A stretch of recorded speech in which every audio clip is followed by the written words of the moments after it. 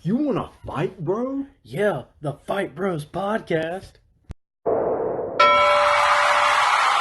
Three, two, one. What's up, everybody? Welcome to the 8th episode of the Fight Bros podcast. Got a good one for you coming today, September 29th. As always, I'm Marcus Burks, and this is Albert Walters. Hey guys, happy to be here as always. We have a special guest today. We have a TOC fighter, Tiffani, the odd cookie Underwood today. You want to say anything, Tiffani? Hi guys. This is our first official fighter that we have on the show, so we're very excited about this. Yeah, we wanted to drop the unofficial fighters from the street, so we have someone who's fighting in the ring. So we're gonna have a lot of questions for you, Tiffani, about what it's like to fight and all that. Yeah. You want to start it off, Marcus? Yeah, so first question for you will be just kind of tell us a little bit about yourself, just anything you would like to talk about. Okay, well, I've been doing this for a little while. I started back in 2012.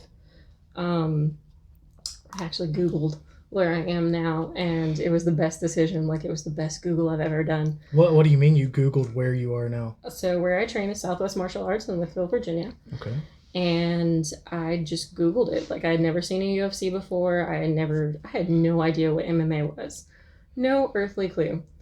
And I Googled it, and I found where I'm at now, and I went there the first day, and at the time we were in a very small facility that was underneath a building on Main Street, Wytheville. And it was y'all aren't there anymore? No, we are not. We're actually, okay. We've leveled up from the dungeon. We are now on the top street. Big windows, everything. It doesn't look as creepy as it did when I started. Okay. Yeah, before it was like, wait, I've got to train in that basement? Oh, yeah. And, like, I was 17 when I started, and I didn't tell my parents where I was going. Like, I just kind of was like, okay, I'm gone for the day. And I get there, and there's just this door, and I'm like, what have I gotten myself into? And I walked in with, like, my keys and my knuckles. I was like, these people know how to fight. I don't know what I'm going to do. I don't know what's going to happen to me. I got in there, and they were all so sweet and so nice. And, like, I was hooked after the first day, So, what made you want to get into it? Like, what made you want to do that first Google? So, I've always been super competitive. Like, completely competitive. And I work at summer camps. I've done church camps for as long as I can remember, like from the time that I graduated from being out of them. I was a lifeguard for them, and I was really, really shy. I was extremely shy around the opposite sex. And there was a gentleman that came in that year, and he was super cute, about 6 foot tall, just adorable. And I was really nervous, but I really wanted to talk to him. And we ended up playing basketball. It was like a 2-on-2 game, whatever. But my competitive side came out. And, like, there's this big old dude. He's probably double my size in every way. And I'm just, like, taking him out one after the other because I'm like, no, you can't have the basketball. Yeah.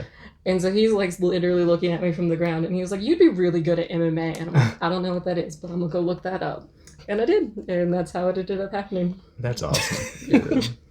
Well, I mean, do you like it? Have you regretted it? No, I've never regretted going in.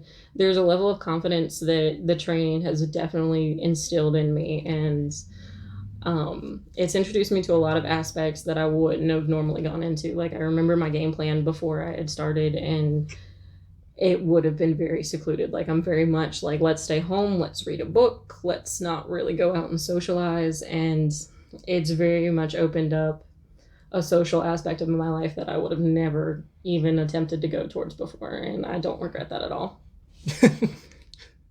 So, how do you manage like your training schedule? With working like full time and stuff. I know that can be hard. It can definitely be hard. There have been fight camps that I've gone into, and I've been working 2 jobs at the same time, like going into those fight camps. Right now, it's not as bad. I work a pretty consistent job, which is really nice. Like, it's really helped out with training. Yeah. But there's definitely a time management as far as, like, getting to your training 3 to 4 nights a week, if that's what you do. Right now, I'll admit, I've kind of cut back a little bit. I'm about 2 nights a week right now. Okay. What were you before that? When I first started, I was going every night that they had. Every night that I could be there, I was going to be there. Where I live now, it's a little bit further away, so it's a little bit harder to make the drive. Yeah. So a lot of the times, like, if there's a cardio class or something like that, I'm just going to stay home and do cardio at the house. Are your trainers okay with that? I know that they would prefer for me to be there 4 nights a week. Like, I know that they would. And there are definitely days that I would prefer that as well. If my goals were different in fighting, if I wanted to go pro, like, it would be a change for me. It would be something that I would have to go 4 nights a week and then training on my own and adding everything into it. So it'd be a little bit of a different game plan. Right now, I'm pretty comfortable with what I'm doing. I fight maybe once a year, give or take. And that's pretty comfortable for me. Like, I enjoy getting in there. I enjoy the competition. I enjoy getting my body in shape. There's an energy to it that you definitely don't get from anything else, or I'd never have. And, yeah. So the 2 nights a week is good to maintain what I have and to still kind of grow and build on the skills that I already have. But the 4 nights, I know that they would prefer. Is that kind of the time period for training for a lot of fighters? Do they go like 2 nights a week, or do a lot of them, in the Titans in the Cage promotion that you're fighting for? So within my dojo, especially, like, it really just depends on what their goals are as well. For new fighters especially, like, we always recommend at least going 3 nights a week, if not 4, just because there's a lot of inexperience. There's a lot of smaller things, smaller details, techniques that the 2 other nights that you can go, you can get, I guess, more concentrated training. Where we have kind of leveled up and gone into this new facility, it's very busy. Like, we've got a lot of people coming in, a lot of people wanting to fight. So if you really want to kind of stand out from that and be prepared for your fight, especially on a first-time basis, like, go to the extra classes. They need to be at the extra classes for those extra details, for that little extra bit of oomph behind everything. And for the people who want to go pro, like, we definitely got a bunch in our gym right now that have so much potential and are so close to even getting to pro. We just signed on our first pro contract with Ray Holston, and, like, he is committed 4 nights a week, like, that's awesome. For sure there. So what do you mean a pro? Okay, so explain that for our viewers. A pro contract with Ray. Okay, so you've got your amateur contracts, which TOC is an amateur fight promotion. And basically that means that we just haven't taken any money for any of our fights. Like, we're not contracted into it. The fighters? Yeah, the fighters aren't contracted. The only ones I think that do have to sign contracts are the ones that hold belts. And basically that's just saying, I'm going to come back, I'll defend this, I'll defend the title, I'm not going to take this belt and just run away with it. Like, I'll pay fees if I just steal this belt out from you guys, that type of deal. Yeah. And then as a pro fighter, you sign a pro contract, you basically say, like, I'm going to accept money for fighting. And then as a pro fighter, you get a paycheck regardless if you win or lose. You get, usually it's through the TOC? No, not through TOC. TOC only does amateur. Okay. So I don't know which promotion he does or he signed with. It wasn't like the UFC. No, they have. Well, they have a lot of pro. Yeah. There's a lot of Yeah, there's a lot of pro promotions. UFC is just kind of the top goal people want to get to, right? I think it used to be the top goal that people wanted to get to. I think now, if you've been in fighting for any period of time, you kind of see that UFC's kind of going a WWE route in some ways. So you really think more like Bellator. Or Rising, stuff like that. Right. And honestly, as far as paychecks go, Bellator, unless you're like the next Ronda Rousey or the next Conor McGregor, like, the paychecks are better at Bellator too. Oh, for like just regular fighters? Right. So like your warm-up fights that you normally see at UFC, like the lower level guys, the people at Bellator, I would say, would probably get paid more than those guys. Just as a regular. Like, Bellator usually treats their fighters pretty good from what I've heard. Mm-hmm. Yeah, I know some of those guys on the, UFC on the bottom, like... Yeah, they don't always get treated right. Yeah, maybe in that Contender series or something, I think they're getting like maybe $3,000, $5,000 to show. Yeah. Maybe, and that's tough. For a pro fight at that level, especially, like, with that kind of renown, that's not really a whole lot. No.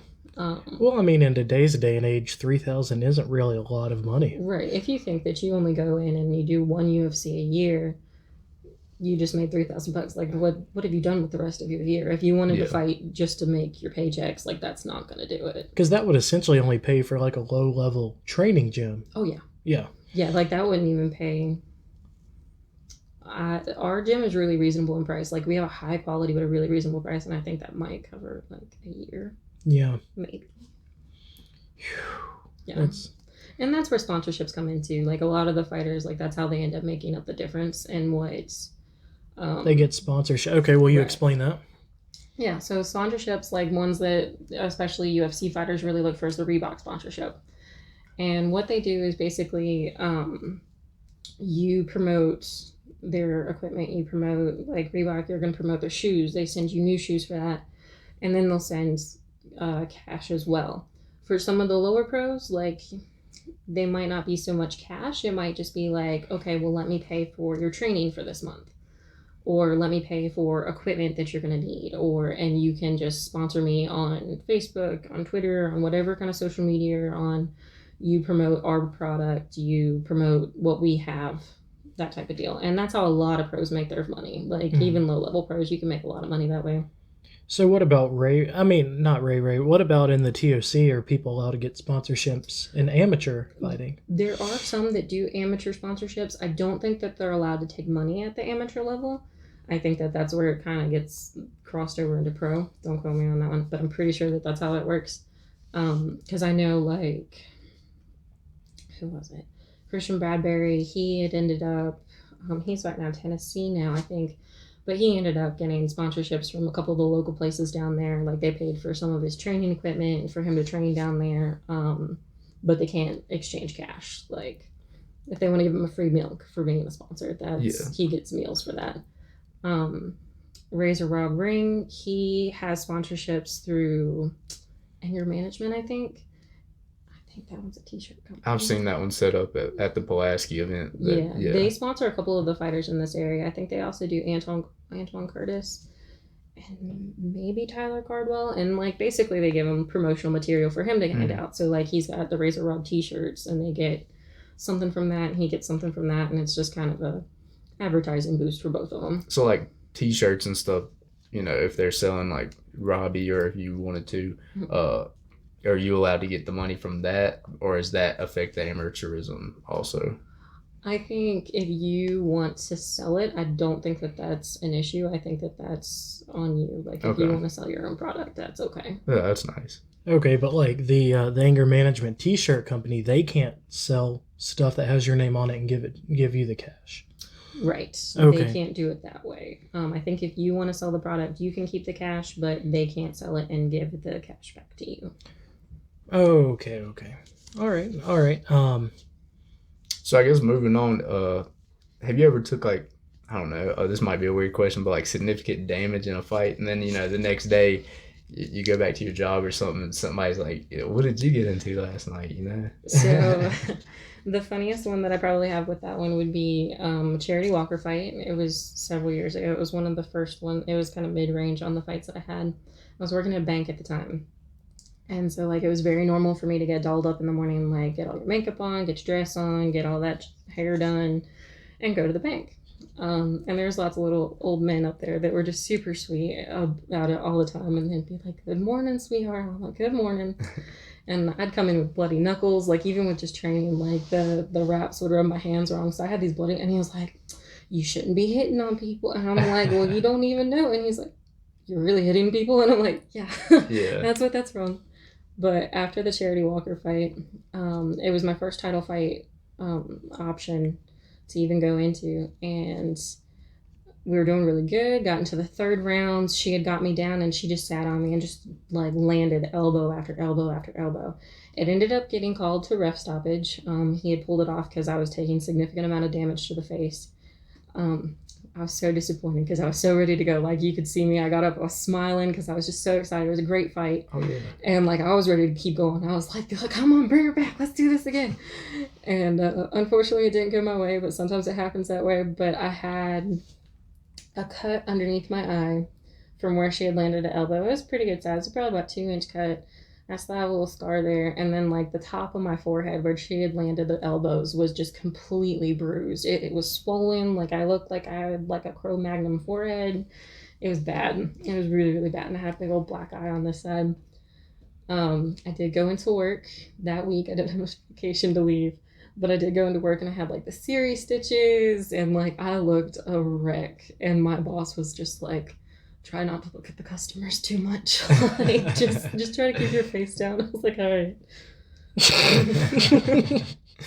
Did anybody comment on it? Any customers? A couple of the customers were like, well, what happened to you? But most of them, like, I had pre-warned the week before because we knew that was going to be a hard fight for me. Like, Charity had been doing it for a while. I was still pretty new at it. It was like my first or second year, I think. We knew it was going to be difficult, and I wanted to prepare them for that. The biggest one was always, like, going out in public. Always going out in public. After your weight cuts are done and you finished out weeks of clean eating, like, most of the fighters that I know, including myself, like, we're big foodies. Like, we just want junk food all the time. Oh yeah. Like, that's life. Like, you want a big old pretzel and, like, some ribs, and you want it all. So for, like, the week after the fight, you always go out to eat a lot. And as a female especially, like, that makes it a little bit more difficult going out to eat after fights. Because typically you do come out with a black eye, and, like, if you're dating somebody at the time, you get a lot of very intense stares for your significant other to be like, what did you do to her? My cousin and I, after that particular fight, we went out to eat. I wanted Red Robin's. I was like, yes, food. Lots of food. And I had gotten a pretzel. Like, I was walking down the mall. I was really happy with my pretzel. I was just smiling, and I forgot. Like, I had completely forgotten that my eye had gone black. Completely forgotten. And there were these 3 military men. They were huge. And they just start walking my way, and they're laughing, and they're just cutting up, carrying on. And you just see all of them just, like, eye lock on me at some point. And you can just watch their heads swivel as I'm walking by, and they all look pissed. Like, they all look mad.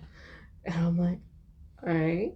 And so I was walking by, and one of them just taps me on the shoulder, and he's like, ma'am, do we need to go take care of somebody for you? And I was like, oh, no. I appreciate it. I really appreciate you guys do it, but, like, I'm fine. You should see her. This is nothing. We're good. Yeah. It's fine.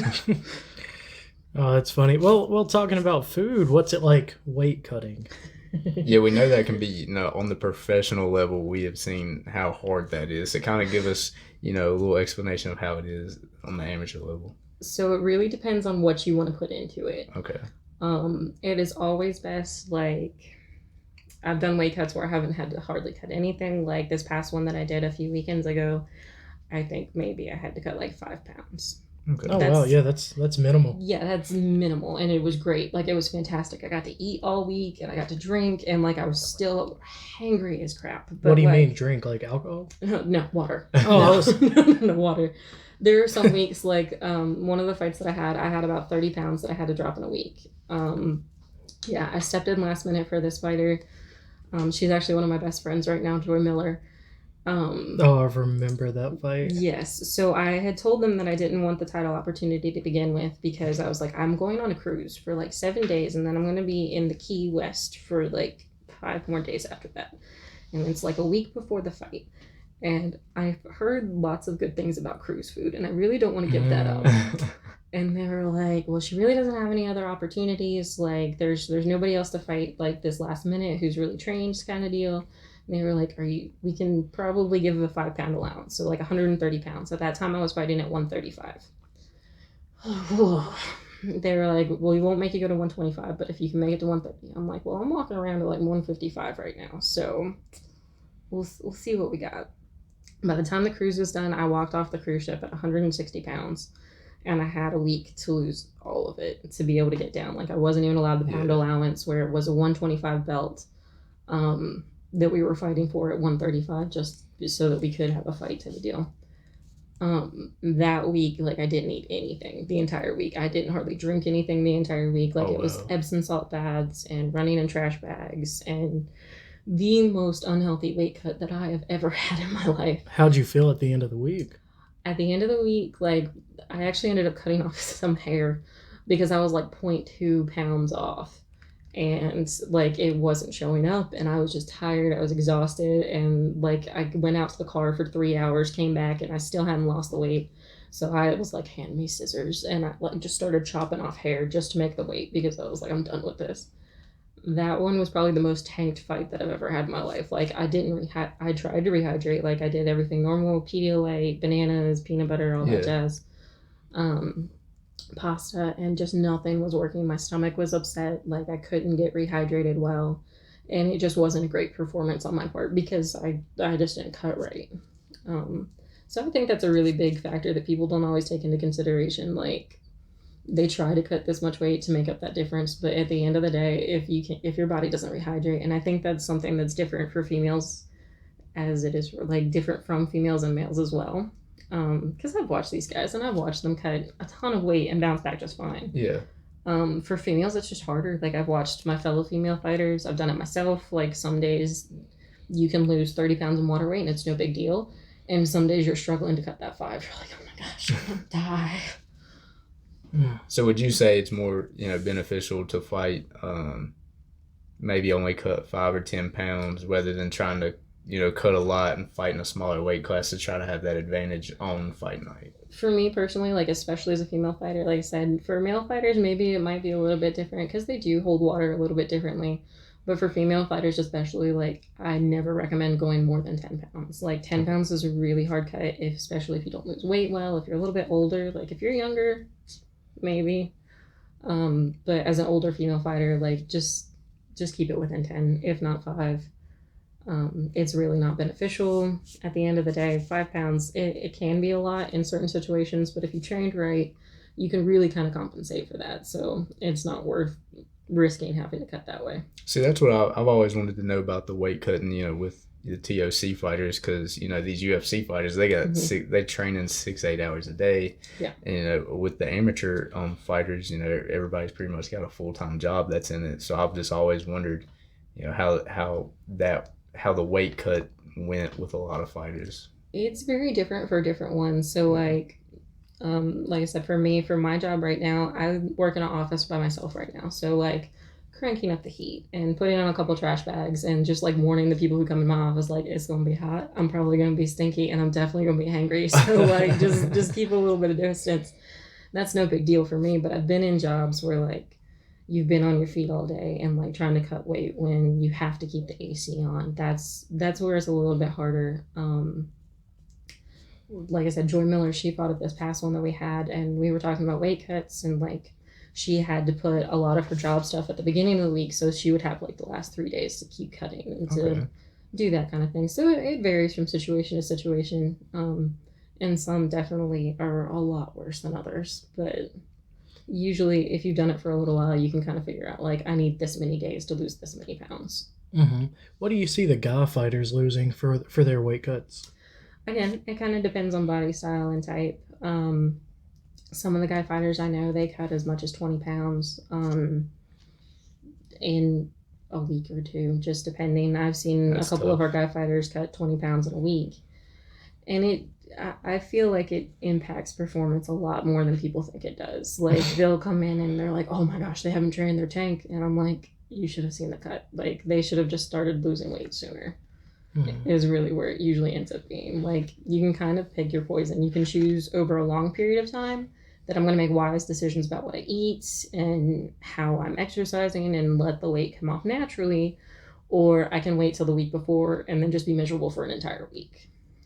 So you just kind of have to pick which one works for you best. You seem like you would be fatigued and look tired while fighting if you just cram it all in 1 week. Yes. Because that's a hard transition for your body. It is. It's a lot to take in, especially like for fighters, especially like we, for the most part, we all drink about a gallon of water a day.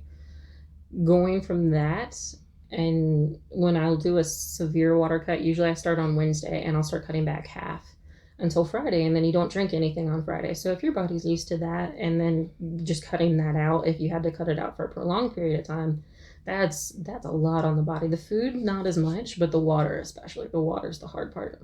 Now, does Titans in the Cage have like a certain amount of weight that you can't gain back the night of the fight? Or you could, somebody could put on 20 pounds and water weight the night before and be 20 pounds heavier than their opponent. Yeah. Okay.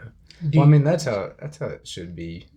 I think at the amateur level, it should be like that. I know the UFC just cut back and made those regulations where, like, if you're fighting at like 185, you can't, this fight night, you can't show up and be like 15 or 20 pounds heavier or something like that. See, and I feel like that's a safer sanctioning anyways, and I feel like they should apply that to an amateur level. Like, they consider Virginia the Wild West of amateur fighting. Like, we just now got it to where we're doing blood work and stuff like that. Okay.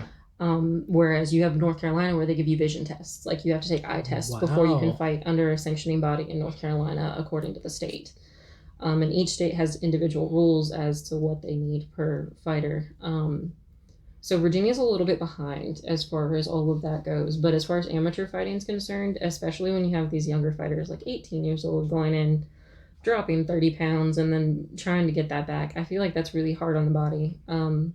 So I feel like the UFC is definitely right in doing that and being like, well, there's no point in you cutting that much. Like, you have to be this the next day. I think that that's a pretty safe thing. Yeah. Well, if you're watching a fight, who do you normally see be a better fighter? The guy who cut 20 pounds in a week, then added on 15 or 20 pounds overnight, versus the guy who just maybe walks around at like 160, then only lost 5 pounds. Exactly. Who do you see better in fights like that? So for me, for the most part, yeah, I consider it the person that's going to be walking around at that weight. Mm-hmm. But it also depends on their training habits. Like, you have the person that's just like, for me, I walk around thinner than what I look, heavier than what I look. There we go.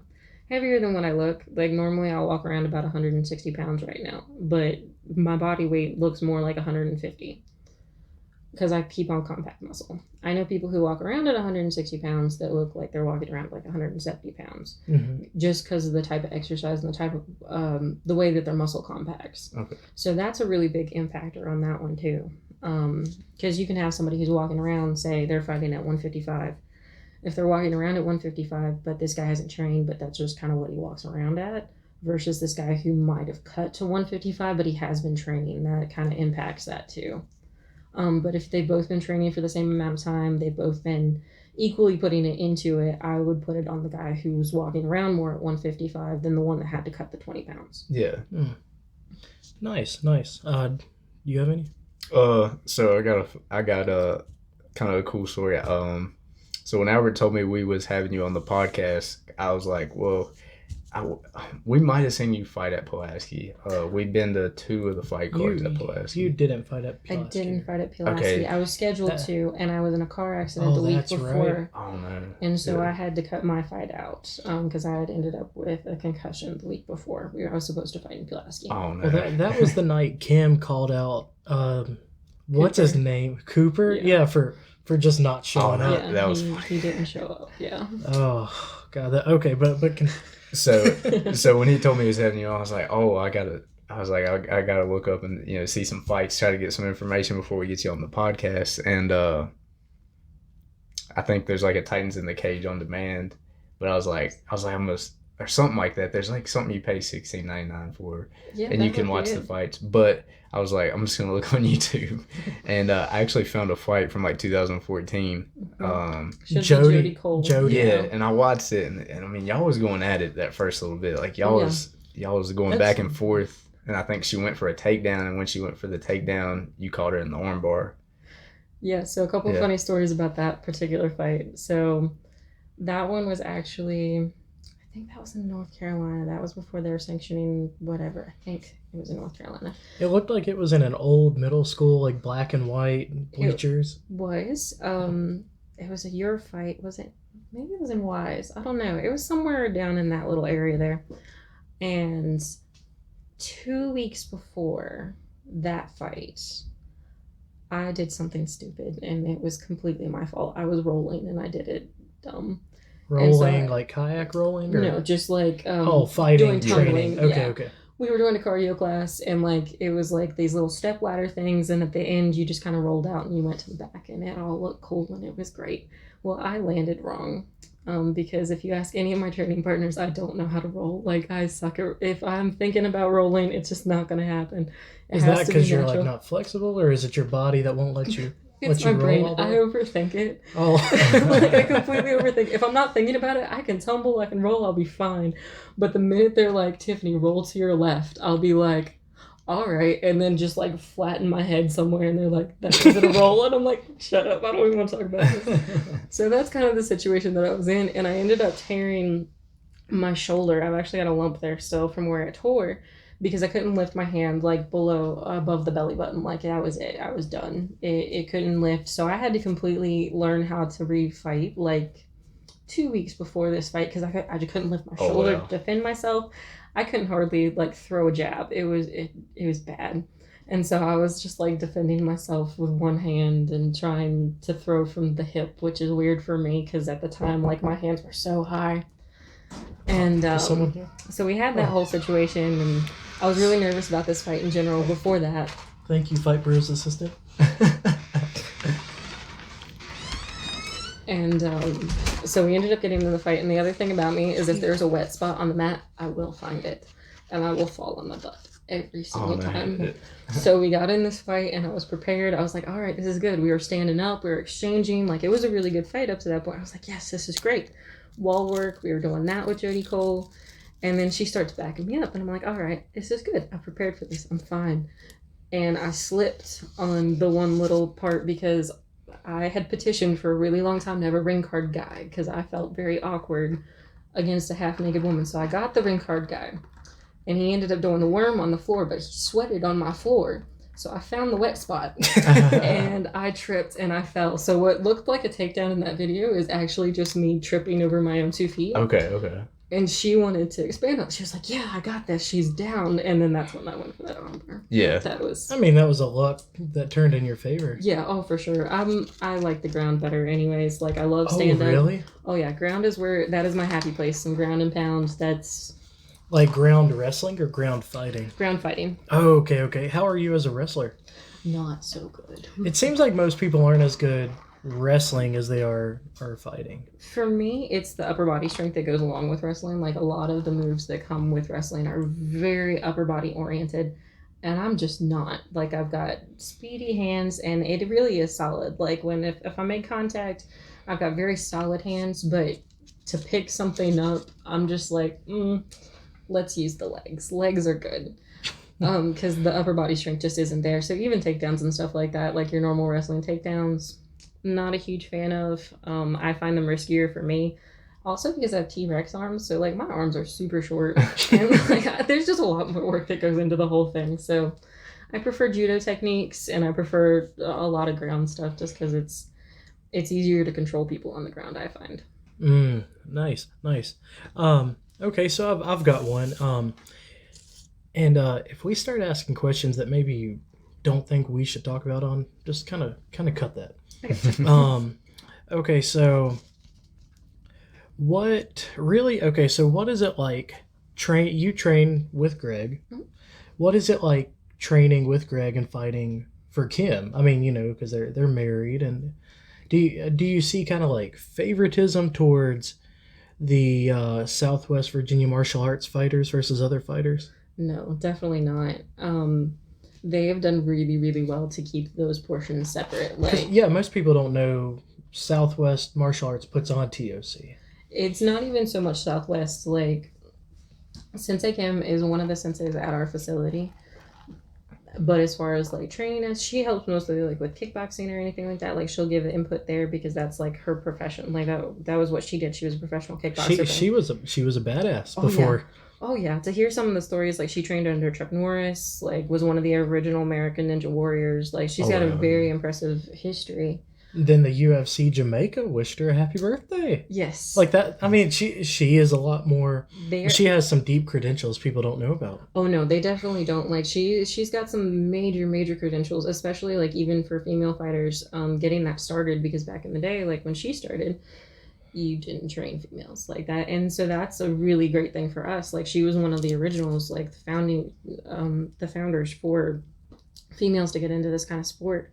As far as the Jamaica goes, that's actually why I think TOC is cutting down a little bit. They're focusing more on getting that up and going and being able to get some of the Jamaica facility so that we can help them grow and help them become a bigger facility. So yeah, that's really awesome.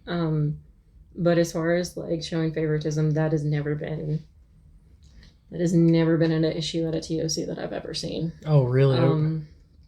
A lot of it is they have to keep that separate. Mm-hmm. That 100% has to be a separate entity. Yeah. For favoritism purposes, like you don't want to go into a show that this team is putting on and see, okay, well they're treating this team fine, but not our guys. Like that's just not a facility that you want to come back into. Yeah. And by the teams that we've had come back and that have just enjoyed the show, like it's probably one of the best shows that I've ever seen put on as far as taking care of the fighters and making sure like you know what you're doing.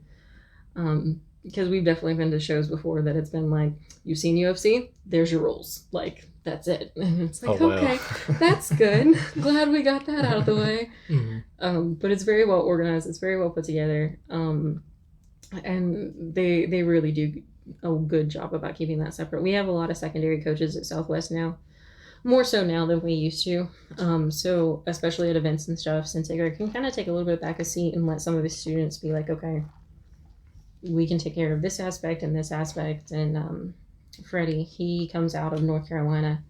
He actually trained Charity Walker at the time, but he comes up and he trains with us now. And so he's been a real big asset as far as being able to let him take a step back at TOCs and stuff and kind of make sure that that division is very clear. Mm-hmm. And so I mean, Robbie is Greg and Kim's son. Mm-hmm. I'm assuming he doesn't get any favoritism, but do you see people who come in the gym and get jealous of that and are like, oh, you're only doing that for Robbie because he's your son? Do you ever have, guests, I don't want to say fighters, but people who train at the gym? I feel like that's definitely something that can pop up, but I feel like that's something that pops up with anybody who is kind of rising to the top regardless of like the situation around it. Robbie definitely, he grew up in the gym, like he's grown up in the dojo, and I've watched that kid. When I first started, Robbie was just kind of starting to get into it. Mm-hmm. And he was just starting to kind of come into his own and come into like, I really want to do this. Like, I remember him coming in every time and be like, do you see my cauliflower yet? Do you see my cauliflower? No, I don't see it yet. And just watching him grow up in that environment, like you can tell that this is something that he's very, very passionate about. That he has committed his life to. Like, you talk to Robbie and you know that this is what he is committed to. And I think people will use, Sensei Kim and Sensei Greg are your dad. I think they use that sometimes as like a launching block, but I think that's one of those like haters are just gonna kind of do it anyways. Yeah. Because that's kind of expected, if you're the son on a baseball team and the dad's the coach. It's, I was just wondering if you see that in the gym where people are like, oh, that ain't right. You can definitely see some people being that way, but like one thing that I've definitely noticed, and I noticed I feel like the biggest during Robbie's blue belt test, like everybody has a really hard time for their blue belt. Like we train combat jiu-jitsu, and for the blue belt, it's one of the hardest tests that you have to do. Like at the end of the day, the grappling at the end of it, like you go through and you have your skills that you have to do, and then at the very end, you grapple everybody who shows up. Oh, wow. Yeah, and like it's a period of time. Do you have to beat everybody? You don't have to beat everybody, but you do have to survive, and like it drains you because it's long periods and these people are they're fresh. Like it's one right after the other of fresh people, and they are there to wear you out and to make you want this and to show how badly like you want to be a blue belt, that you're willing to fight through this. And so like when I did my blue belt test, like I had mono and it was bad, but you fight through, you get through at the end of the day. Robbie's blue belt was probably one of the hardest blue belt tests that I've ever seen done in our facility. Like, because he was younger at the time that he got it, and I feel like it was something at the time, like, Sensei Greg held him to a higher standard. Like, yes, you are my son, but you were going to show that you deserve this, because I don't want people to say that of you when you put in such hard work. And I think that that's really respectable, especially as parents. Like, I know Robbie was hating it at the time, poor little guy, but he definitely came through with flying colors, and I've never seen a blue belt test that was that hard, especially with all the people that showed up, like, because everybody loves Rob. He's just a good kid. Oh, he's very skilled. I think the two at Pulaski he fought, and I mean he was very skilled. I mean we would like to get him on here. Yeah. We thought about it's just kind of fun. We get guests on here, and we were like, okay, well let's maybe reach out to Robbie eventually and see, get him on the show. Yeah. So he's a sweet kid. He's fun to talk to. Totally funny. Yeah. He seems like a really good kid. So I mean, are you glad you went with Southwest Martial Arts and the TOC rather than going somewhere else? Absolutely. Like, not knowing what I knew. Like, I had zero anything. I had zero knowledge about anything around these things. And I think to myself sometimes, like, what would have happened if I would have gone to some of these other places? Like, because you watch and you can tell which ones are quality and which ones are not. And one thing that I really appreciate about Southwest is it's very martial arts based. So like it is about conducting yourself like a martial artist and not necessarily as a fighter, because you can always tell the difference. Like when you go into shows, you'll have these guys who are like hyping each other up and they're just loud and obnoxious and very disrespectful in just a generalized manner. A lot of respect right here. Right. And Okay. like that is something that's really big in art. Like you respect the person that you're going against because one of you has to lose. Like at the end of the day, one of you is going to lose and you would not be a winner without the other one. So like if you win, if you lose, you respect everybody. You respect the coaches, you respect the time that people have put into this. And I think having that instilled in you from the beginning kind of changed your mindset. And I'm very appreciative of finding this place, like finding Southwest. And they've just been it's very much a family facility. Like I see a couple other gyms and like they're just kind of cutthroat. It's not all of them, but you can definitely tell which ones they're like, I just want to get above you. Like I just want to get past you and I don't care if you get hurt in the process. And Southwest really hasn't been like that. And that's something that I have to appreciate too. Mm-hmm. Now, have you seen, like, during fight week, has there been fighters within this promotion that, have kind of had bad blood, or is everybody pretty respectful in the most part? That's kind of the standard, like, especially with our gym, that's the standard. Like, it's not a bad blood. Okay. You don't go in to fight if you've got an issue. Like, that's just not something that we end up doing. Now, I can't say that that's the same with everybody, because some people, you can definitely watch, like, I try to stay off Facebook, I really do. Because it's cringeworthy sometimes the week before a fight, because you'll see people that have to hate their opponent. Like, they have to hype it up in their head. They're like, oh, I hate this person for this, this, and this. I'm not like that. I don't do it. It makes me feel weird inside. Like, I've had a couple opponents, and it's natural, you don't really want to talk to your opponent. I need to get in my headspace. Yeah. I'm that person that if we're standing in lineup, I'm like, hi, thanks for taking the fight. How are you? Did you have a good weight cut? Like, hopefully it all went well for you. Are you ready? We're going to go knock each other out now. Okay. That's great. Yeah, and fussed at it a couple times for that. But, like, that's my mindset. But not everybody's like that. And you can definitely tell, like, some people do have to go in. And they have to go in with, like, I'm gonna hate you, I'm gonna hate your family, I'm gonna hate your cow mentality, and like hate your cow. Yeah. Like, I was making sure that's what you said. I was like, why you gotta hate a cow, man? Oh, jeez, man. People. I mean, I get it. I guess some people are like, I need that aggression. Mm-hmm. Because I guess some people just don't have that drive if you don't have that hatred and aggression. And I think that it varies from person to person, like what they're in there for. Like for me, I've come from a very positive background, like a very, very positive background. I've been very blessed in that way. So like coming at it from an attitude of I have to hate you to punch you, like Oh yeah. I don't hate very easily. Like you have to give me a lot of reason to hate you. But if I go in with the attitude that this is a sport, this is a full contact sport, we're going to smile, we're going to be fine at the end of the day, but right now I need to take care of what I have trained to do, that helps me. But I know some people aren't like that, and some people don't come from those kind of things. Some people come in to fight because they're like, well, I'm in a bad situation, I've been at the bottom, I need to be at the top, and it works for them. I don't know how, but it works for them. So Do you ever see people get in the ring and get so mad that they get sloppy? Oh yeah. Like I think the biggest way that I can see that, especially in a lot of the fights, is like frustration. You can definitely see it when people start getting frustrated. Like, I would say if they go in with the mentality like, oh, I'm going to be fine, I'm going to win this, and then like their opponent comes out and they might get a couple of really good things, a couple good shots, takedowns, it really gets in your head and it starts messing with you. And that's usually when people start getting angry. Like if they had this mentality like, I'm going to win and I'm going to dominate this person, and they didn't necessarily have the follow-up reaction of, okay, well, they could come back with this, but I just need to rise above it. It comes back as, well, now I'm mad. So, and then that's when a lot of people get sloppy, like if they don't have the right mentality about it. Mm-hmm. I mean, it's kind of like that with every sport. Like the people that they don't have a clear mind, they're talking trash. Those people usually aren't as successful with anything. For sure. Yeah. Have you ever thought about going pro? A long time ago. When I first started, I had considered going pro. And if I would have continued at the rate that I was going, I don't think that I would have been long for it. But I did slack off for a while. I ended up moving to Richmond for a little bit. My best friend was out there. She was having her first baby. She wanted a farmhand. So I ended up leaving for like 9 months, and I kind of lost my momentum after that. At this point in my life, I can't see me wanting to go pro. I know I'm more skilled now than I was then, but my cardio and the commitment level that I have towards it isn't as intense as it was then.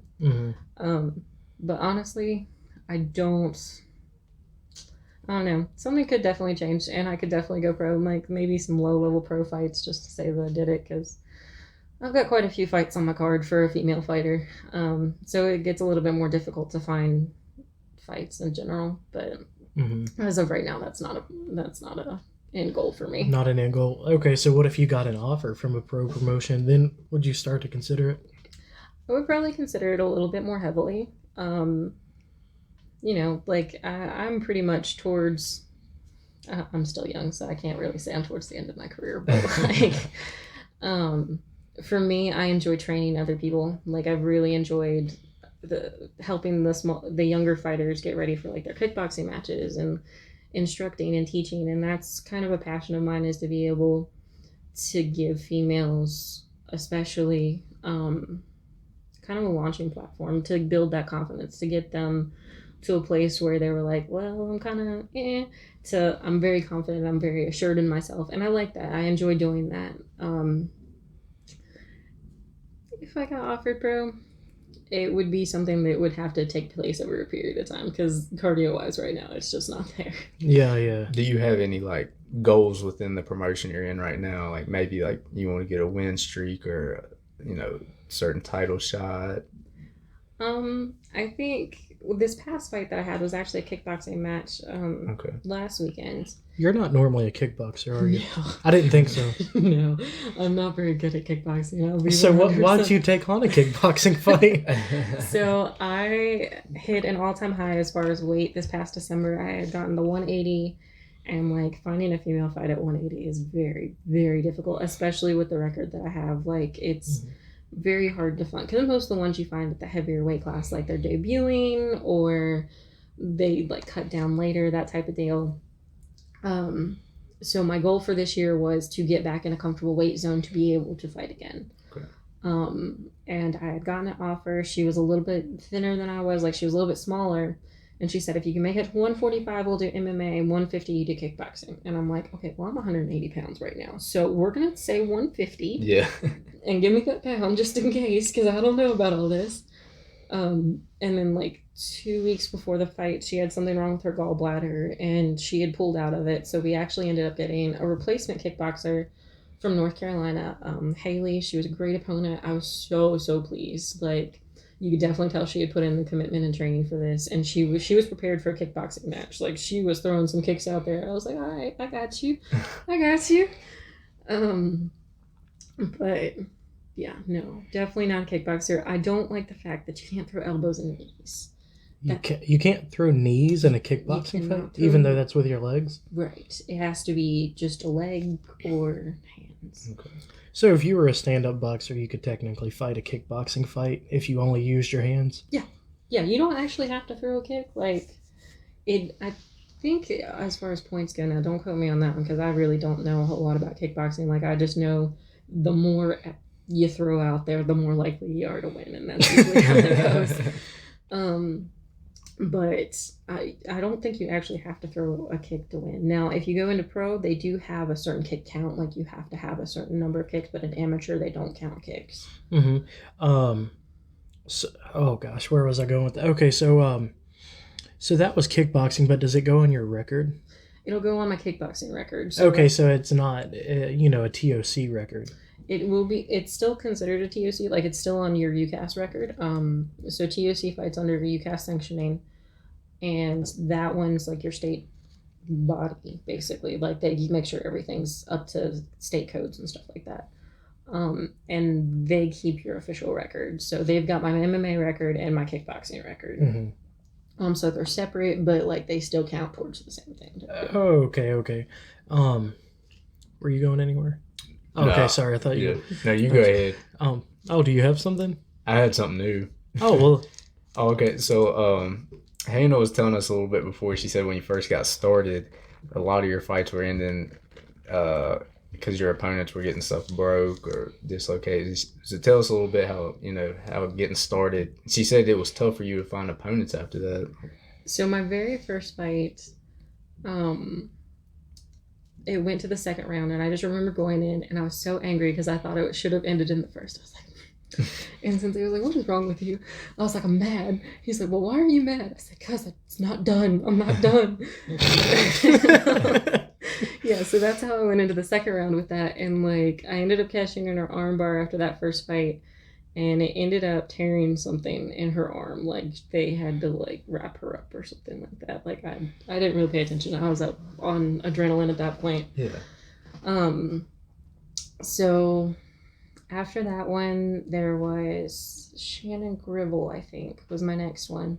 And I finished that one in the first rounds. The ref had called a stop to it, I'm pretty sure. The third one that I went into, it ended up ending in like 20 seconds. Like nice. it wasn't long. And that one we had gone into with the idea of, okay, Tiffani, we really need to stretch this out. Like you really haven't had that long of fights. You need to try to get it into the second round. I was like, all right, I got this.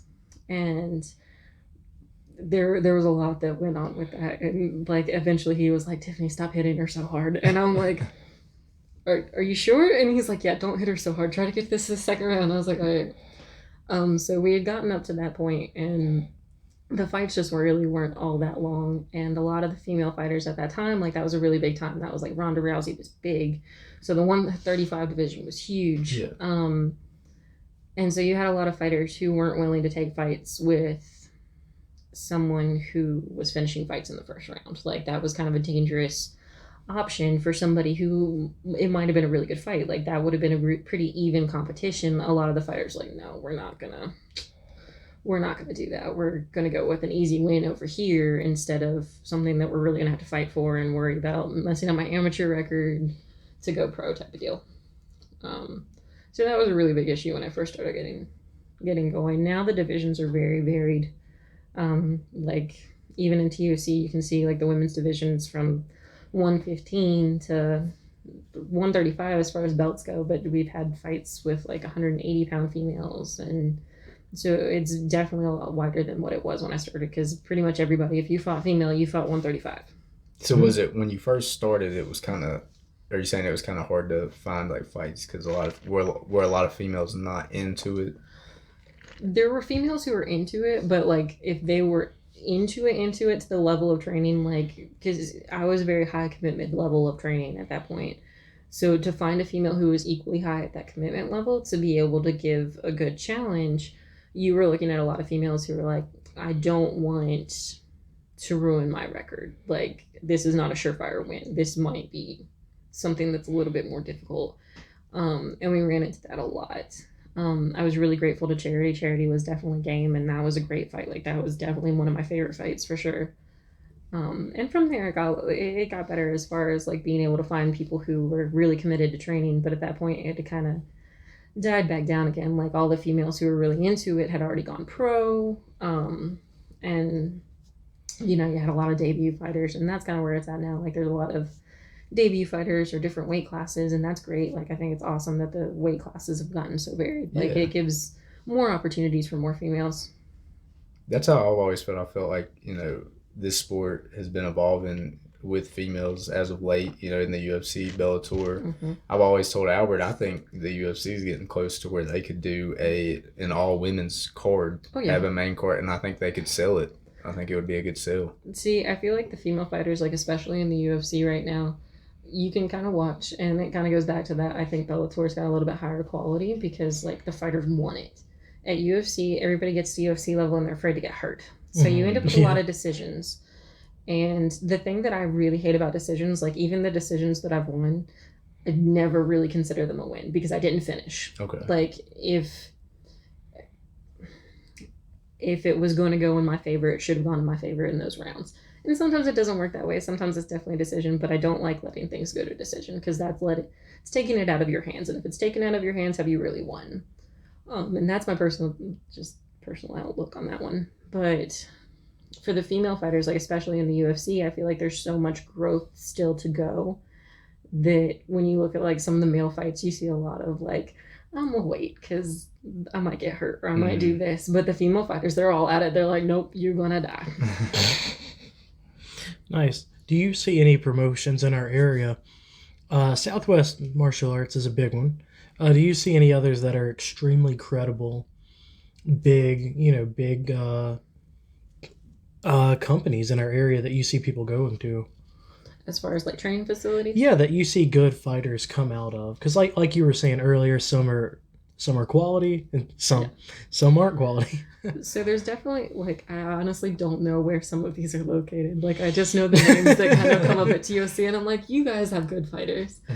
There's one in Salem. I'm pretty sure that's where that one's at. And they've got a lot of really good quality fighters. And sometimes it's just like those faces. Like, I couldn't even give you names if I wanted to. It's just like, I know that face. That's a good face. That's a good face right there. That's a good face. And that's basically how I associate all of them. Like, yeah, those are good people. Mm-hmm. But there are definitely some around here for sure that they produce some really good quality people. And a lot of class acts. And TOC is definitely, over the past couple of years especially, like, we've gotten some really good quality teams, and they've really started to grow in this area. Even pulling the ones from North Carolina, like I said, the opponent that I had last weekend, she was ready. She was prepared. She was probably one of the most prepared people that I've ever fought, and I thought that was great. Like, I couldn't have asked for a better fight. Yeah. And her team seemed like that they were very professional in that way too. And that's like good. That, yeah, exactly. Like, that's something that you definitely want to see, and I hope to see them back at a TOC event because you could tell that they were there to battle, and that's awesome. Like, that's what you want. Nice. Do you have anything? I've always thought, TOC has been a great thing for this area around here because, I mean, we got the Pulaski Yankees, but, fighting goes all year round. So I've always thought it's been a great form of entertainment for people to go watch within the area. Yeah. Well, years ago we said, I think we watched it down in Wytheville was our first TOC fight, right? Mm-hmm. And who was it? You and me walking downtown Wytheville, and we just saw fights on a advertisement. We said, "Yep, we want to go to that." Yeah, we want to go see people like fight each other. That was the first time the guy's name, the guy who would always do like backflips and was it Paco or Jesse? Paco. Yeah. Oh, that was our first fight. Yeah. Then he did the Superman punch. Oh yeah, he did a Superman punch off the cage. Yeah. Like so obviously we got into it, but we were like, these people need a bigger stadium, and so we were thinking the whole time they need to go to Pulaski High School because y'all were doing fights at like Wytheville Middle, right? Wytheville Middle, or was it Wytheville High? It was Wytheville High at the time. We've done some at Bland at the time. Yeah, we and some at Bland, like Hillsville, like the VFW building out that way, which was pretty small. Yeah. Then when y'all, these were some small events. People were packed.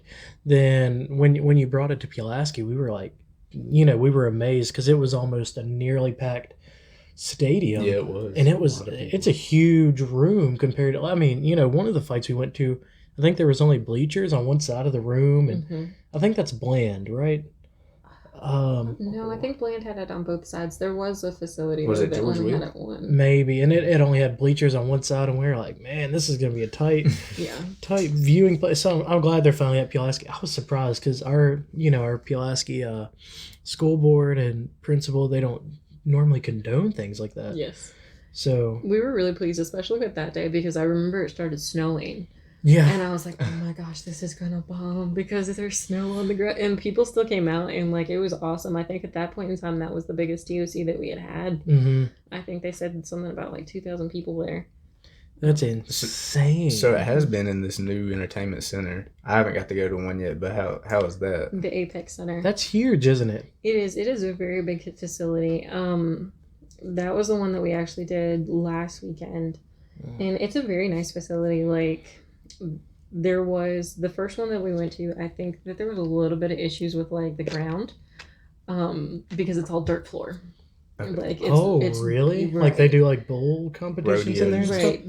Originally the Apex Center, I think, was supposed to be like a horse arena, and then they just took off with it, and they've done a bunch of other stuff with it as well.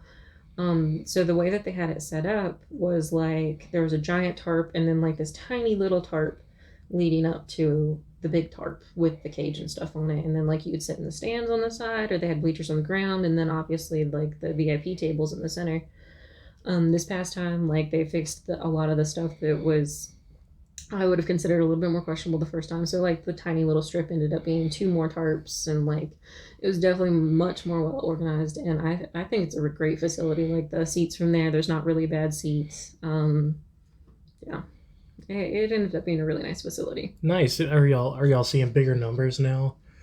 Honestly, I'm not sure. I haven't heard too much about the numbers in the past couple of ones. I know there were a lot of people there. Like they had packed out pretty much the entire side.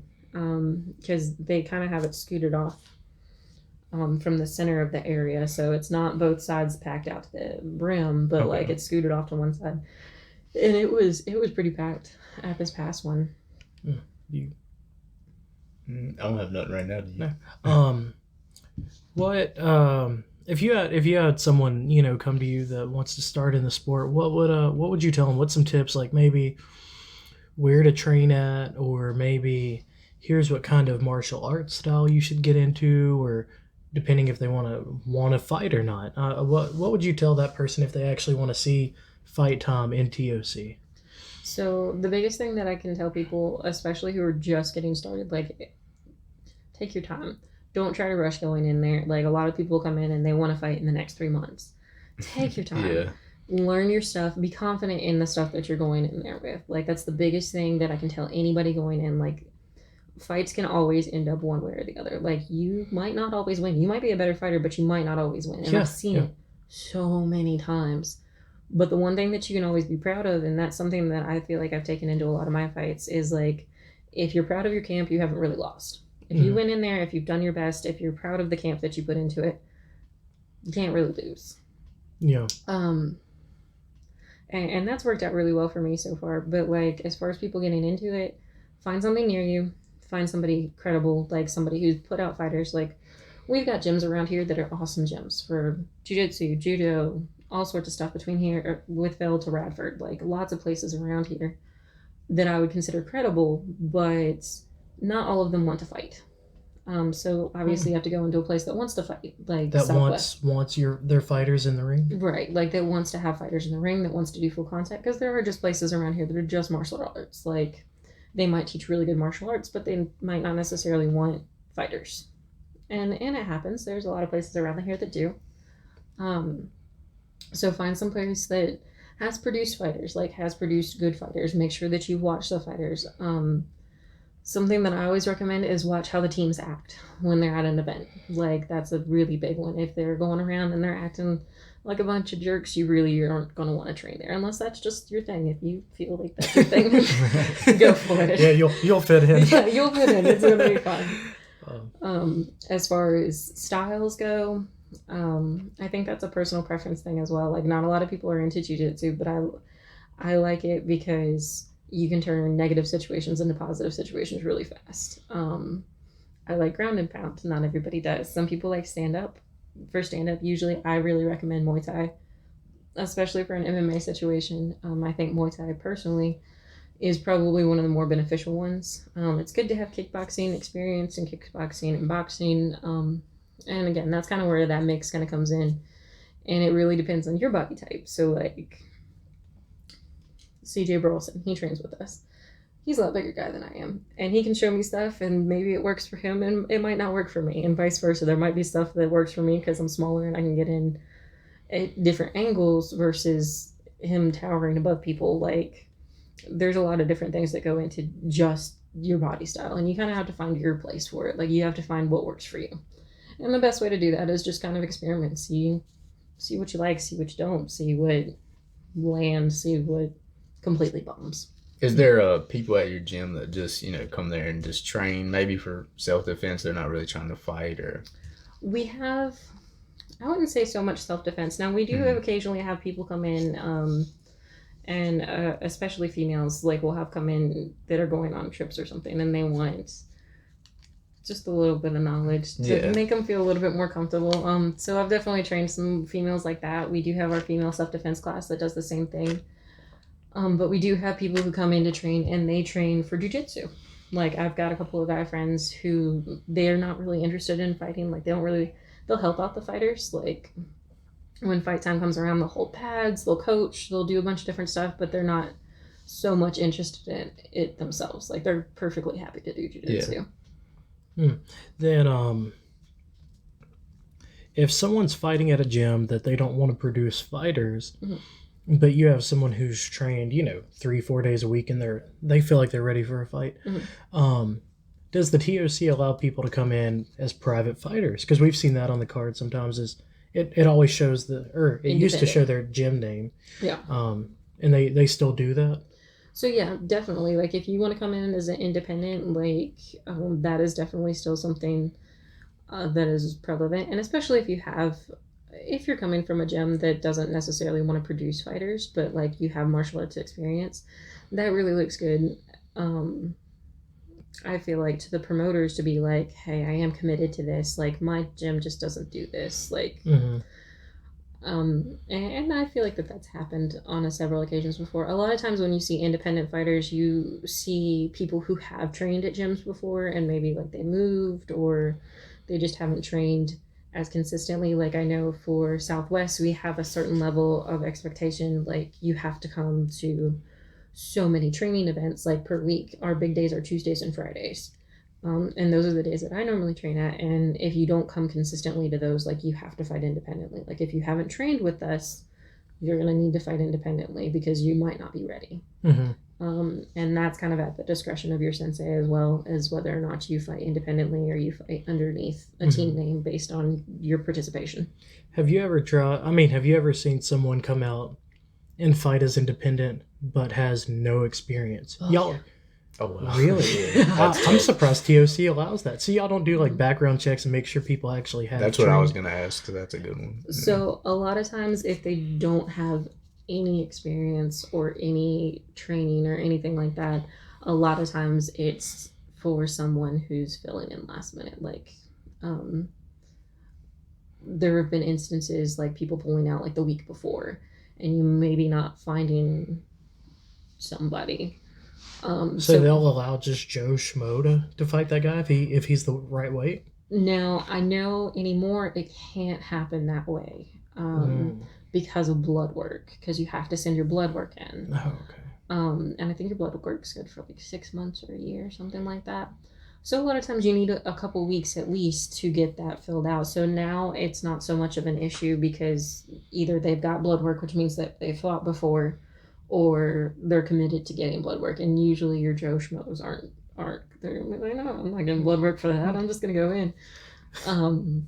What's the blood work for? Like a drug test? Or blood work is basically making sure that you don't just have a bloodborne disease that you can pass on. So if you both get opened up and like blood is passed back and forth, like, you're not going to catch a disease because your opponent got something. Like, making sure that your blood is clean. Does that test for like performance enhancing drugs and all that too? Or I don't believe that one tests for that. I don't know what the ruling on that is in Virginia, whether or not that because they don't test for it. Okay. I know they don't test for. That's interesting. For performance enhancers, no. So anybody in the ring could be taking anything, and y'all don't get drug tested? Blood work that they have, but the blood panel that they have, I'm pretty sure is just like HIV, HPV, stuff like that. Yeah. I don't think it tests for anything like that. Wow, that is interesting. I did not know that. I thought there was probably some kind of rule that. Again, it's Virginia, so it's kind of like the Wild West. Yeah. But other states, I'm assuming. Other states, I think, do have certain levels. I think it just depends on your state. Like I said, North Carolina has some of the more intense ones, so they probably do. I'm not too sure about that, though. So what happens if, okay. So let's say North Carolina drug tests. If you're a Virginia fighter, but you go into North Carolina, are they still going to make you drug test? Okay. You have to abide by the state that you're participating in, all of the ruling that they have. So if they want that eyeball test, like, you got to go get the eye test done to fight in North Carolina. Man, I'm just surprised Virginia doesn't. That's kind of like a standard thing I would think everybody would want at the very bottom. Right. Like, I kind of feel the same way as far as that goes. But again, like, up until a couple of years ago, they didn't even require blood testing for us. Like, Which seems extremely dangerous. Right. Like, you could definitely have a lot of people come in, but there weren't, I want to say it was about 3 or 4 years ago, the sanctioning bodies, like, there weren't a lot of restrictions or anything on sanctioning bodies in general. So anybody could come up and say, well, I'm going to sanction a fight. And now there's a lot more to that. So there's only a couple of legal sanctioning bodies in Virginia now that are followed up to all of the codes and procedures that Virginia has to offer. So we're slowly getting there. We're getting around. But up till a couple of years ago, that wasn't the case. Virginia was very behind on some rulings. Do you ever see fighters that look like they've probably taken some not legal back in the day sports enhancement? Yeah. For sure, back in the day. I mean, there's just so much stuff that, I mean, I don't know if anybody would take it. I'm sure people do on the amateur level, but I mean, like, what did TJ Dillashaw get cracked for? Like IPO, and it increases the white blood cell count. People in Southwest Virginia probably aren't taking extremely expensive things. They might have. Maybe, yeah. Because, I mean, stuff like roids is kind of the big thing that's thrown out there. Because it's easy to get. It's not terribly expensive. I would say if anything would probably be overused as far as that goes, that would probably be the wine.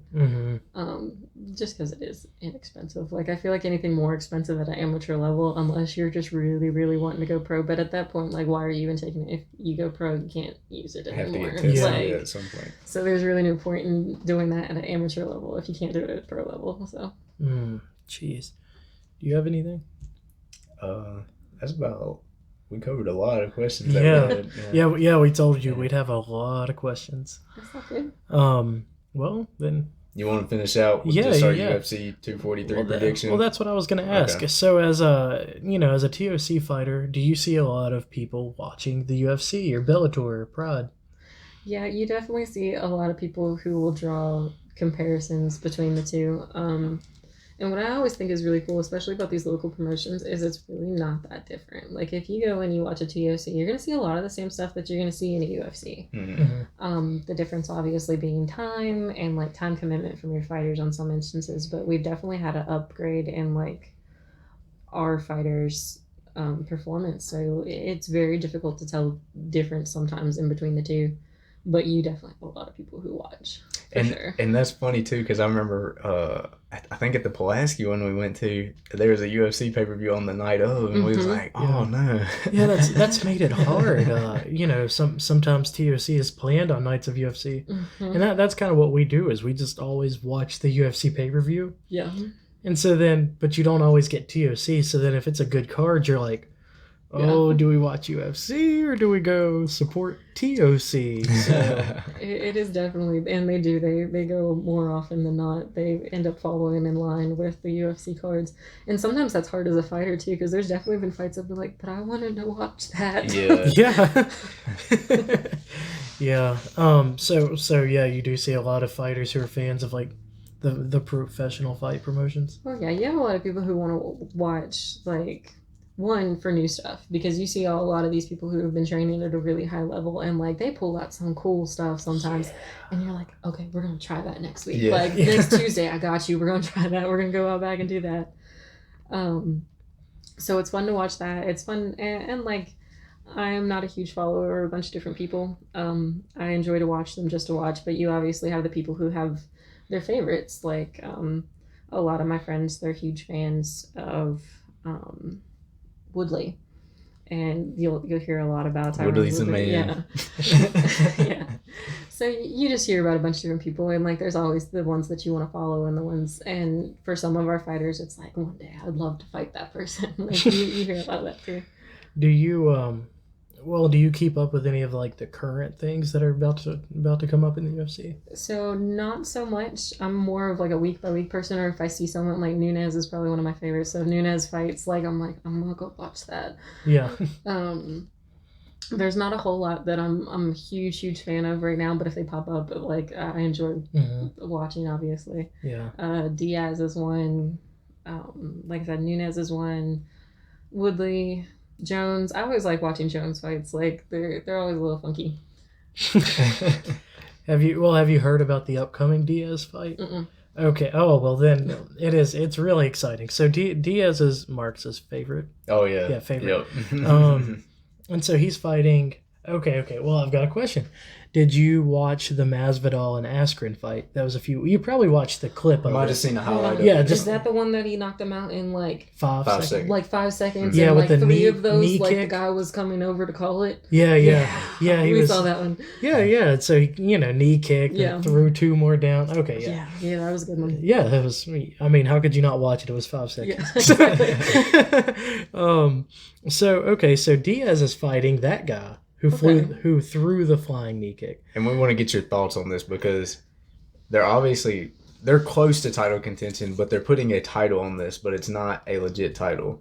It's for what they're calling the BMF title. I'm sure you know what that stands for. Okay. And what's your thoughts on that? Like, do you think that is, losing the credibility of the sport, or do you think, these two guys, they're pretty violent fighters, they deserve something like that?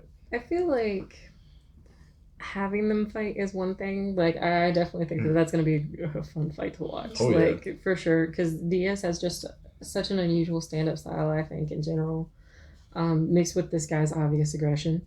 The 5 seconds that I've seen of it, like the obvious aggression. I think it'll be a fun one to watch. I don't necessarily think making up the title for it is a great plan, but... Mm-hmm. That's kind of that WWE you was talking about right, earlier. like okay. let's just make this more of a production than about fighters being fighters. And that was one thing that I really didn't like about like Ronda Rousey at the time, was a lot of things just became production. Like, it wasn't about her being the best fighter. And that's what I really appreciate about Nunes. Like, she doesn't get as much, I feel like, as Rousey did, but I feel like her talent level and the skill level is there. Yeah. And I wish UFC would promote that more, to be able to promote, like, these are talented fighters. Like, these are fighters who are skilled at what they do. Well, this is more like the WWE now, because not only are they making up a belt, The Rock is presenting the belt. Oh, no. I forgot about that. So yeah. So he's gonna come out and be like, "Oh, you're the BMF of the fight." So yeah, that totally reroutes to the whole. Yeah. And like I said, Bellator, like, and even Bellator, they just got, what's his name? The big dude. Like, he never looks like he should be a UFC fighter. The big old fat dude. Big Country. not Butterbean. Is it Roy Nelson? Roy Nelson with Big the Country? big beard. And he rode Big Country. Big Country. Like, they just got him back, and he is a super. Like, I enjoy watching him. He's fun to watch, but he's super talented too. And like, Bellator is bringing back people like that who are just really, and like, that's what I really appreciate about watching Bellator fights in general, is like, they are about the talent. They're not trying to make a big production of it. That's not what they're about. They're there to produce good fighters and to give them a platform to be on. Mm-hmm. Nice. Yeah, and I mean, this should have been a purely talent fight, because these two came from like street fighting. Yeah. Both of these guys. I think Diaz is like, Masvidal is definitely number 2 contender. So I mean, whoever wins this fight most likely would be next for a title shot. Anyways, but it's kind of, I don't know. You're getting the BMF title. Yeah, Like, and it's a title they just bring home and you never fight for again. Yeah, it's not being, you can't. Yeah. They're not putting it up again after this. It's just kind of like a one fight thing. See, and that's the thing too. Like, especially when you've got 2 talented fighters like that. Like, you're both UFC fighters. What more do you need? Like, why do you need an additional title to this? Like, obviously you're gonna get a title shot later on. It's not something that's never attainable for you. Like, there's no need to make up a belt when you're just really talented fighters that just need to battle it out, see who's got the best. Like, that's what UFC is supposed to be about, anyways. Yeah. Well, when is 243? This upcoming Saturday, not the greatest card, but you got UFC 243, Robert Whittaker versus Israel Adesanya for the 185. I think it is the middleweight 185 belt title. Have you heard of either one of those two? I feel like I've heard... Robert Whittaker's been the champion for about, 2 years? It's been a while, but he only fights like once a year. You don't see him fight a lot. He got the belt, then he doesn't want to.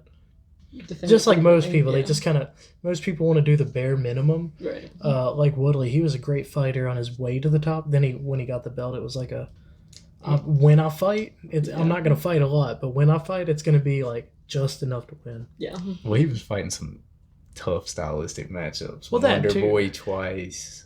Yeah, but on his way to the top, you saw that extra effort. Like, Yeah. Like, I'm going to throw this punch, even though, like, it opens me up, you might knock me out, but I'm still going to throw it. Yeah. Because it's going to put me on top if I land. But you didn't really see that as much after he got the belt. And that one definitely goes back to, like, the whole leaving it to decision that UFC kind of lets it go to anymore, especially with their title fights. Like, the title fights are probably the worst for it. I'm not going to do anything risky because I could lose this. Like, I'm going to let this go to decision and just kind of rack up my points as I go there. And we've seen Dana call out fighters for that, too. I mean, he called out Woodley.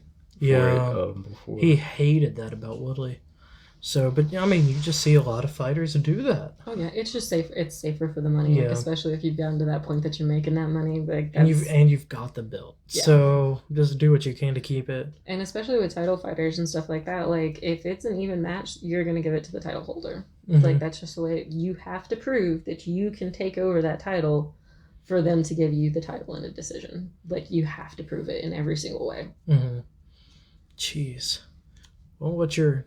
So I guess we'll just all give a prediction, even if you don't know these two. I mean, however you want to pick the prediction, just the best name. But I'm going with Robert Whittaker this upcoming Saturday. I just feel like he already fought the toughest guy out of Romero. He's the only person to beat him. Yeah, and he's the only person. Or Paulo Costa just beat Romero, but I mean, But I mean, like, I feel like Romero is one of the toughest people in the middleweight division. I just feel like Israel, he's moved up the ladder a little bit too fast, and I feel like he should have had to fight Romero before Whittaker. So I'm gonna go Whittaker, and I think I'm gonna go Whittaker by like TKO. See, I'm thinking Adesanya because he's young, he's hungry. Whittaker's kind of getting a little older. He only fights once a year, so he's not that in tune. But no, Adesanya, he's a funky fighter. You know, big elbows, spinning back fists. Like he's one of those fighters. He's throwing funky throws, but when he lands them, you don't want to be on the other. He's kind of like a John Jones at middleweight. Yeah, yeah. So that's why I think him, because he's young, he's hungry, he wants a belt. So then you always see people like him who do come out on top, because they're fighting someone who's just conservative. So, what's So, based on information that I've recently gotten, I'm gonna have to go with Israel too, because again, I think it's one of those, like, it comes down to who wants it more. And he has a really cool name, so we're just gonna go that way. Yeah, he does have a really cool name. Yeah, I'm not gonna lie, I'm debating on watching this or going to the movies and watching The Joker, just because this isn't the greatest card. Yeah, the whole card, like this is a really big fight. It's the first card in Australia, I think. Yeah. But this is just one of the main, which I mean, cards that don't have big names on them, sometimes they turn out to be the best cards, but... Yeah, but it's the people who are trying to make a name for themselves. That's Well, yeah, we saw that with a Fight Night a couple weeks ago. We just thought it was going to be kind of a like slum fight, you know. And there was this one guy, I can't even remember his name, from Canada, the little tiny like pale white guy who fought the one guy who was doing backflips and stuff in the ring. I remember that. I wish I could remember their names. Yeah, I can't remember the names, but the one guy, he was legitimately doing backflips. Like, they were totally two different sizes. The one guy was like 6'2", the other guy was like 5'7". Yeah. And the guy who was like 6'2" was throwing these like funky, like full body kick flips and stuff like that. I've never seen something like that before. I never have either. Martial arts. Like, you need to, we need to find that fight and give you the link. Because like at one point, the small guy was on the ground and this dude just did a backflip. He missed. But like, I know which one you're talking about. Yeah, he missed, but like, both feet landed on each side of him. Now, if that crap would have landed right on his stomach, you'd have just saw his guts come out of his mouth. So, but, the little guy wound up winning because the one guy, he just used up all of his energy doing these, like, funky throws, these legitimate backflip kicks and stuff like that. Then the dude was gassed. Like, you could tell he was gassed for the entire next 3 rounds, and then the guy won. I was rooting for him because I was like, no, I want that little guy to win. Yeah. And so he wound up winning. Nobody thought he was. Like, everybody was like, oh, this is going to be ugly. Especially when you saw him come out with, like his first, thing was like a backflip kick or something like that. It was insane. That was like the first 5 seconds. Right. So you're like, oh, these guys are not on the same level. Yeah, but hey, your little guy still won. So, I mean, I figured you as a fighter probably saw the highlights of that because that was an insane fight. I feel like I did see a lot of the highlights in that, and like the flashy ones. Again, they'll gain you supporters every time, but sometimes it is not the most practical way to go. Yeah. No, and he was dancing, choreographed dancing with his like guys from his team on the way into the ring, and he just used up all of his energy. He looked rough after those first like funky throws. Yep. That was it. He was so tired. So I'm rooting for the little guy in that one. I was really glad to see him win. So, but now as far as like someone like Adesanya, he's throwing, I don't want to say backflip kicks, but he's throwing funky things like that. But it's when it's a good time to. Like he's not using up all of his energy. He's not getting drained. And I don't think Whitaker's ready for that because normally Whitaker's like a stand-up fighter. Like, Yeah. So I don't think he's ready for them kicks and backhands and all that. So I'm going for Adesanya all the way. I'll put money on this. You want to put money on it? Probably not. What? Not like $5 or $10? Nah. You could bet tickets to the Joker. Kill two birds with one Yeah. stone. Yeah, we might do that because you want to see that anyways. Yeah. Yeah, we could do that. All right. Loser by when would we? What, like Sunday watch the Joker or some other time? We could probably try. Because we got to let the fight happen to know the. Yeah. So all right. Well, we'll bet tickets to the Joker. Good idea, Tiffany. Got you. All right. So I guess we're good. Yep. So Awesome. we want to thank you for being on the show today, Tiffany. No it really problem. means a lot for you to come on the show today. It was fun having the perspective of a fighter. Yeah. And if you next time you go to training, please pass the word along if anybody wants to come on here and kind of share their story or talk UFC with us. And some people are camera shy, so tell them if they're camera shy, maybe don't, because our last guest was nervous. He was my brother. He was so nervous. He was like, look, and he didn't even decide until like the night before. I was calling him some like choice words to like kind of like motivate him into doing it. Yeah, I'm like, dude, you can't be a pansy. Like, so and when your brother's calling you that, you're like, oh man, I gotta go. So like he didn't even commit. And I was telling Marcus was asking like, oh, is he gonna do it? And I was like, oh yeah, he'll do it. And he ain't even committed yet. So he gets on here and he's just stuttering. Like the first 5 seconds, we're like, yeah, you wanna tell the guest anything about yourself? He's like, just nervous. So, but he opened up and it was a fun show. But yeah, if people are camera shy, maybe. I think you should be fine. I work with a bunch of hams. Yeah, so. and people, the people Maybe you work with to come on here and talk about their upcoming fight. Yeah, we thought about that. We thought that'd be fun to have one fighter come out on the show, and then the next whoever they're facing come out. Not on the same day because we don't want fighters in here. Understood. Well, she said there's a lot of respect. So I know, but some people get into like if they're smack talking right here, like. The floor's not so great for that. Yeah. No, man, they'll slam each other down, and that's a lot of liability. Like, Fight Bros Company won't allow that. Insurance. All right. Well, yeah. So if you have anybody, maybe Robbie or anyone else, we think it'd be fun. Yeah. So it's just really fun to get the perspective of some fighters. Yeah, and we just love talking fights and stuff. Yeah, that UFC, too. Bellator, or whatever. I definitely got some guys I can send your way. Yeah. Awesome. Well, just either give them Hannah's number or tell them to like. We have a Facebook page. Just tell them to message page. That. Either Hannah or like message the Facebook page just to get in contact with us, and we'll get them on the show. Yeah. Awesome. Well, thank you, Tiffany. Yeah, thank you for coming on again. Yeah. And thanks for listening, guys. Remember, we're on Spotify, YouTube, got a Facebook page. Yeah. Again, thank you, everybody.